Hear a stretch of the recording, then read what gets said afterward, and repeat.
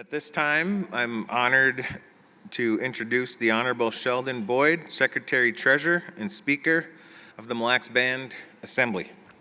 Please help me welcome to the podium.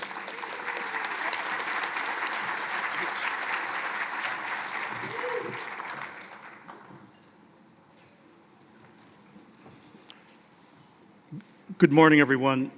To the elected and appointed officials, government employees, attending dignitaries and friends, and the Anishinaabe gathered here, and to our Indigenous brothers and sisters worldwide, we from the legislative branch of the Mille Lacs Band say bonjour and good morning, and I hope this day finds you well. Again, the sun is getting higher, there's lots of snow. I heard the birds singing the other morning and reminds us that things are renewing, and we all look ahead to the coming year. I'm going to start the third session of the 20th Assembly of the Mille Lacs Band. This is the annual State of the Band Address, where Madam Chief Melanie Benjamin and Chief Justice Sylvia Wise will present to the Band Assembly their state's address on the second Tuesday of each calendar year. But before we get started, I have a report to the people in my role as Secretary-Treasurer, because it is in my dual capacity as Speaker of the Assembly to officially open this session as this legislature enters its 40th year. These State of the Band gatherings, as I remember, were a good time to see friends again, and reminds me of the friendships, whether it's 1 or 100, helps us get through the next day, or to move mountains, as the saying goes. I remember one remark from Madam Chief Marge Anderson in her speech many years ago, and she said, "They fight us every inch of the way."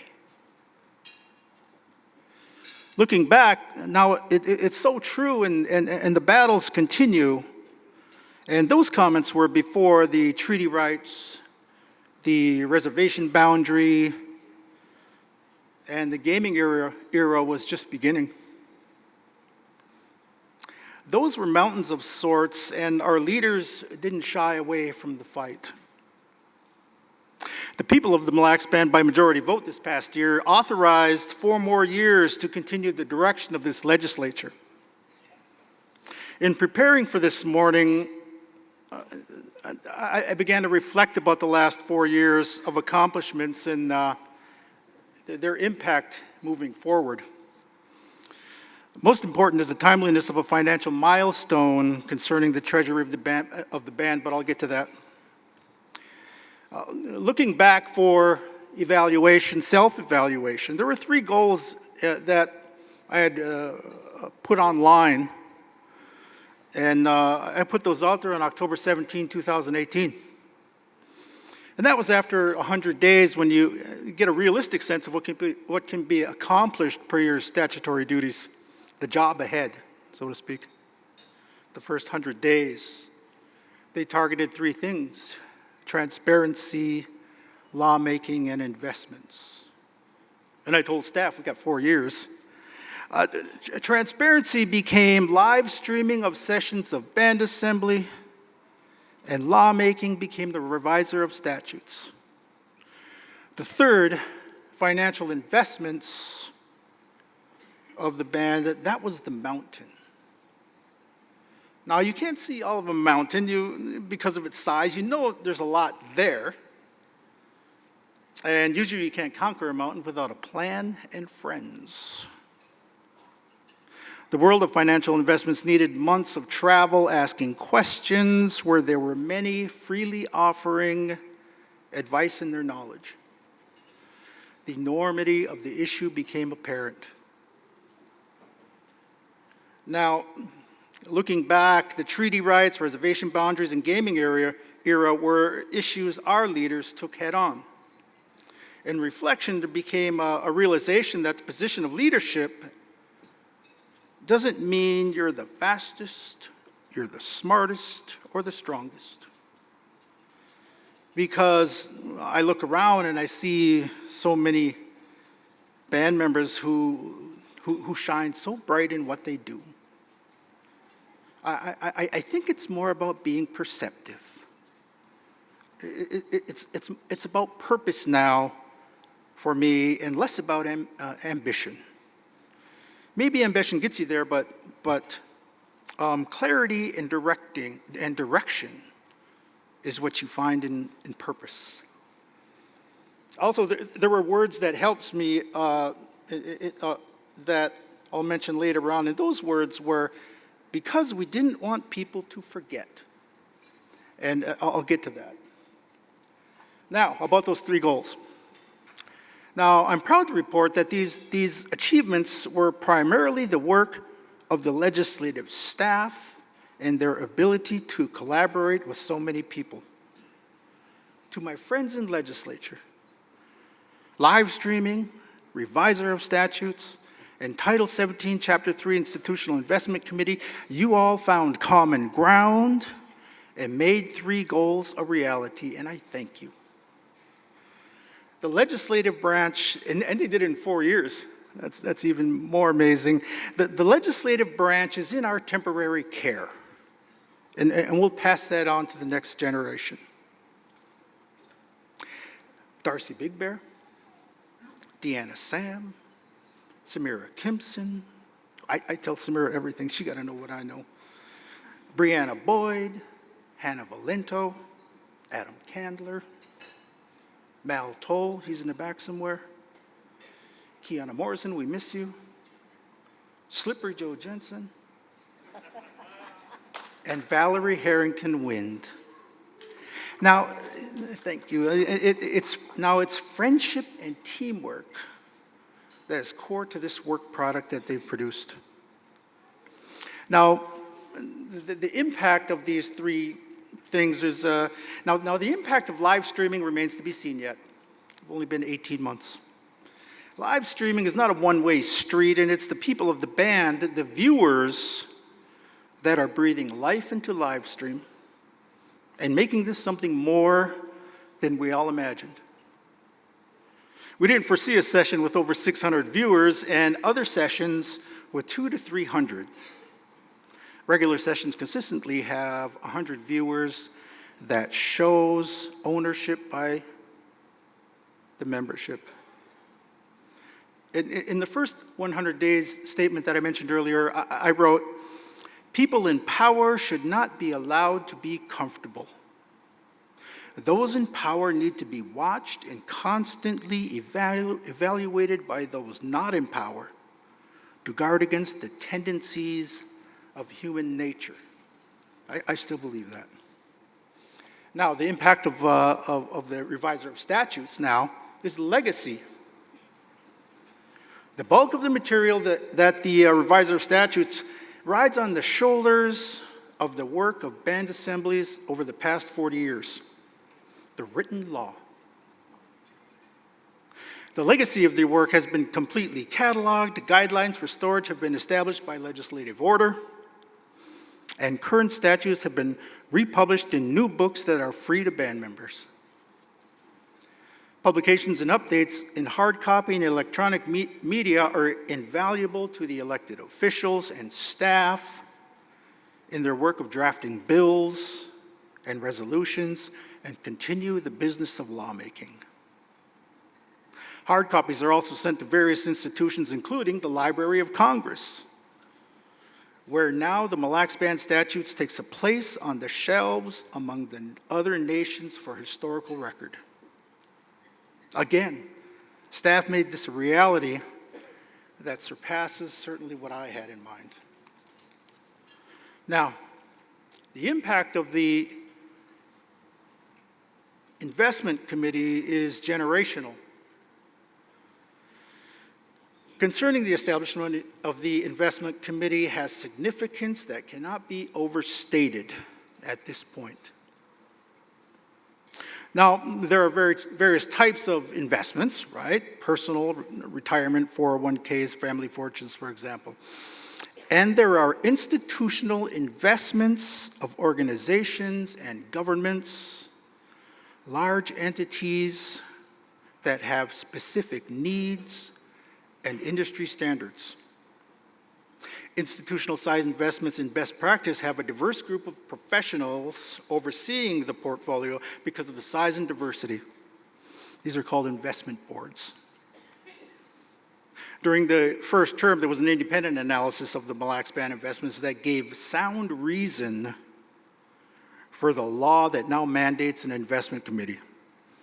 That need was clear.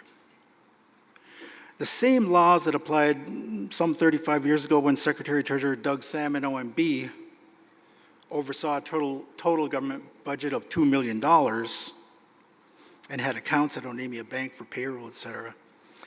Those were inadequate for the size and complexities of our current government and the investments after 30 years of gaming revenue. So, now, a financial event took place just last week and marks a new era for the investments of the Mille Lacs Band. Now, in order for this event to be possible, major financial structures needed to be in place. Title 17, Chapter 3, Institutional Investment Committees was signed into law. And contracts with Ferris Investments and Northern Trust Bank, two investment companies that best fits our needs, were ratified by the Band Assembly. These changes have essentially redefined the position of Secretary-Treasurer moving forward. Now, just quickly, our investment committee currently exists of 7 members, Secretary-Treasurer as the chair, myself, Commissioner of Finance Mal Toll as vice chair, band member from District 3, Catherine Davis, Madam Chief Melanie Benjamin is also on the board, but she's a non-voting member because of division of powers. And 3 to 5 investment professionals with years of experience in Amy Jensen, Andy Christensen, and Carol Pettifuso. Keep in mind that Amy, Andy, and Carol are volunteering their expertise and time to the welfare of the people of the Mille Lacs Band. And history needs to recognize these inaugural members for their kindness. These are our friends.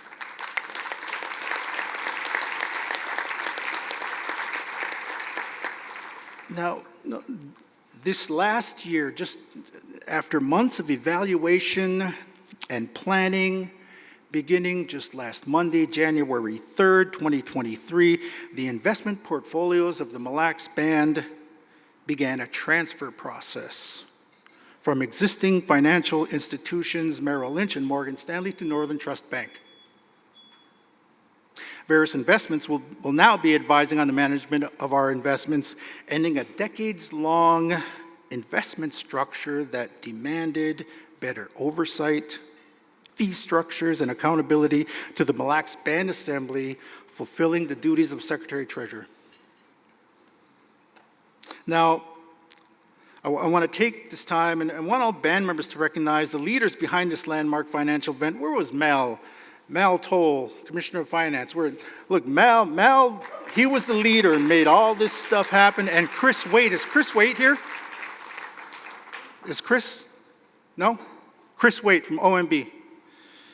Mel and Chris, they worked tirelessly over these past months with the finance teams of Ann Weisterk of Veris and Carson Weddles of Northern Trust to prepare for this change to move investment management in a more positive and accountable direction. Now, these investments are the financial security for the coming generations. Now, let me close so why didn't I just leave things the way they were, right? Could have just took my check and said, investments are fine, we're making money. Why try to conquer this mountain? Investments may not be quite on the same level as treaties and reservation boundaries, but it's close. just as fighting to get a treaty recognized wasn't quite on par as negotiating that treaty and agreeing to reservation boundaries. Now that was pressure, people long ago. My point is that people long ago didn't back down. Our grandparents survived and stood up when it was their turn. And it also took friends to help them through those times. They didn't do it alone. When they were burned out of their village on Murray Beach, and many of our grandparents ran north along the shore to around here somewhere, a man from Onemia fed them and helped them along the way. But Sam told me about why they built the Four Seasons room at the museum, because we didn't want people to forget. My mom, Grace Boyd, recalling how she was cheated out of land. With the payment, she bought a pack of cigarettes. My dad, Raining Boyd, he refused to sell his allotment when people came to told him he would lose it to taxes. He was being lied to because it's non-taxable. People all around this room have similar stories.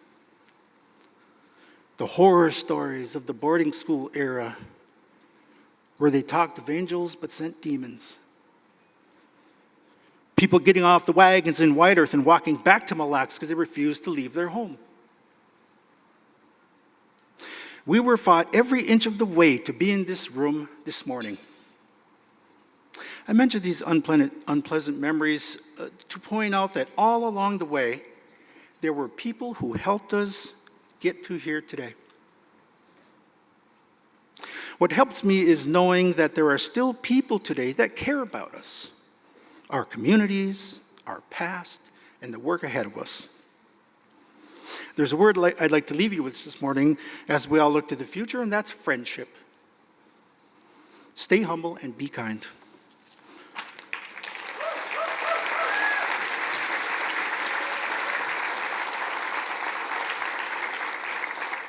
Now, before we move on, I'd like to recognize Mal Toll, Chris Waite, Katie Radens, Joni Wall, and the OMB staff for keeping this government running, and to the elected officials and staff for exercising their authority and making this time period incredibly productive. Now,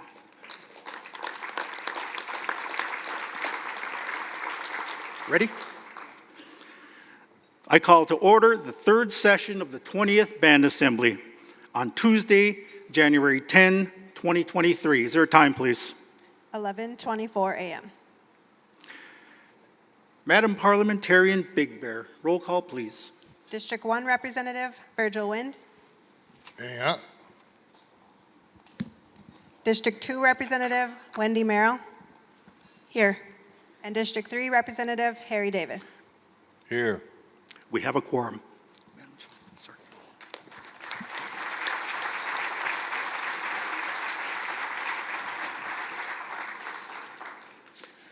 All right. Einem Way Wedung, Miigwech.